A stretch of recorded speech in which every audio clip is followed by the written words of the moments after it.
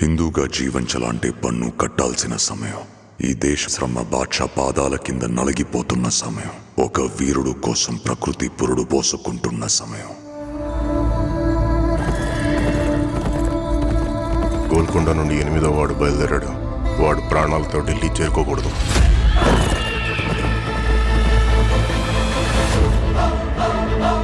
ఇది నేను రాసే చరిత్ర.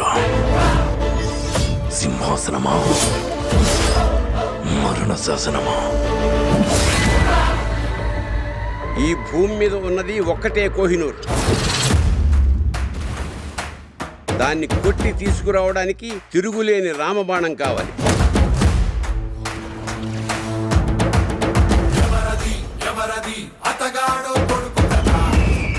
ఇప్పటిదాకా మేకల్ని తినే పులిని చూస్తుంటారు.